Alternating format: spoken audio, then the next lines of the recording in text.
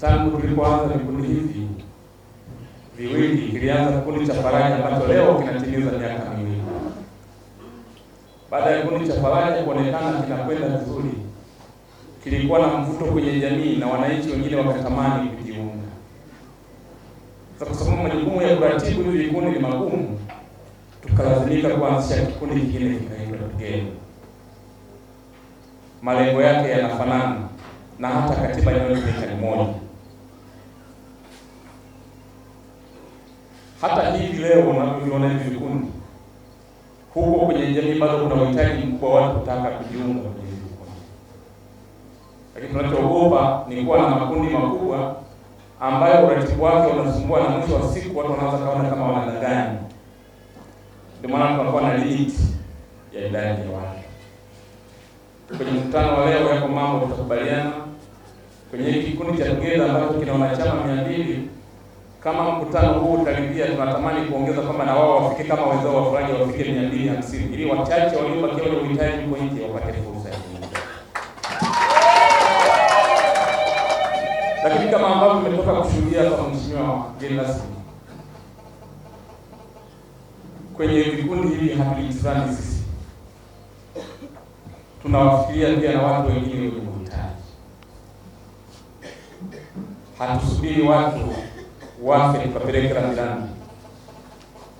Kwenye kundi letu katiba inatuambia kama ikitokea mwanakikundi alipata changamoto ya kuugua akafikia hatua ya kwenda hospitali, tunafahamu matibabu ni gharama. Vikundi wanachangia shilingi 500 kwa mwanakikundi pale anapoumwa.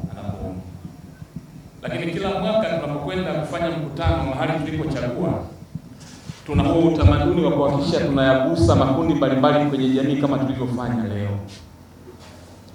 ili angalau tukitoka alama hii baki kwamba kuna watu walikuja hapa wakafanya tukio la mkutano na mimi walinigusa. Lakini pia tunaamini hawa watoto wadogo ambao tumewagusa kwa kununua uniform, kwao itabaki kuwa alama na pengine inaweza kawapa msukumo wa kuendelea kufanya vizuri kwenye masomo yao. Na hata tulipowaagiza wenzetu kutafuta watoto wa kuwasaidia, tuliweka vigezo. Kigezo kimoja wapo ni mtoto mwenye bidii na mwenye mahudhurio mazuri shuleni.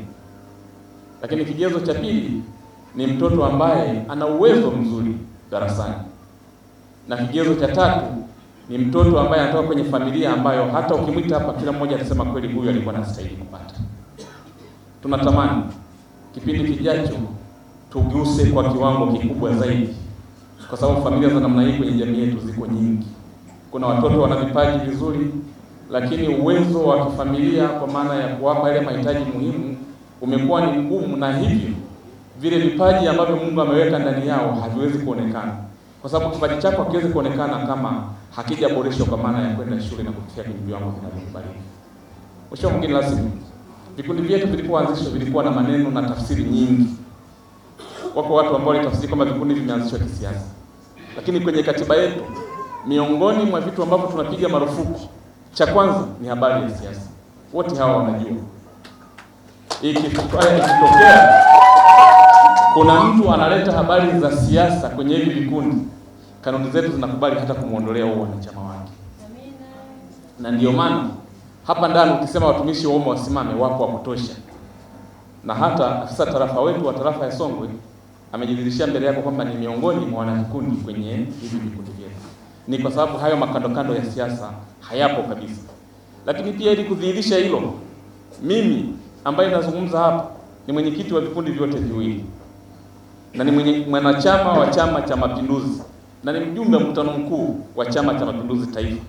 Katibu wangu wa kikundi cha Faraja ni mwenyekiti wa Chama cha Demokrasia na Maendeleo Chadema wilaya ya Songwe, Bwana Bambam. Kama kungelikuwa na elementi za kisiasa, tusingeweza kufanya kazi pamoja na huyu bwana. Kwa hiyo hakuna siasa kabisa. Lakini mheshimiwa mgeni rasmi, wataalamu kutoka NMB wako hapa, tuliwaomba waje watoe elimu. Kundi hili ni kundi kubwa, tumekuwa na changamoto nyingi kwenye majukumu yetu. Ukiacha ya mambo ya pamoja, lakini kila mmoja na majukumu yake. Tunahitaji kujua elimu ya ujasiriamali, lakini tunahitaji ukifungua akaunti benki unapata manufaa gani. Wengi wetu tuna akaunti, lakini tukiwa kwenye kundi kubwa elimu ya pamoja inatusaidia. Lakini tumekuwa na changamoto, Mheshimiwa Mkuu wa Wilaya, wako watu wamechukua mikopo huko kwenye AMCOS. Leo imekuwa ni shida kwao, nyumba zimewekwa maandishi, wameshindwa kulipa. Ukiangalia watu hao hawakuwa na elimu sahihi ya ukopaji wa hizi fedha wakati wanapewa. Mtu ana shida ya shilingi 500,000 kaandika milioni 10 na kapitishiwa kapewa milioni 10. Atakwenda kutumia 500,000, milioni 9 na 500,000 atakwenda kutumia kwenye mambo mengine. Mwisho wa siku kwenye kulipa inamletea shida. Kwa hiyo tunahitaji elimu ya fedha ili angalau tuweze kupiga hatua kutoka hapa tulipokwenda mbele.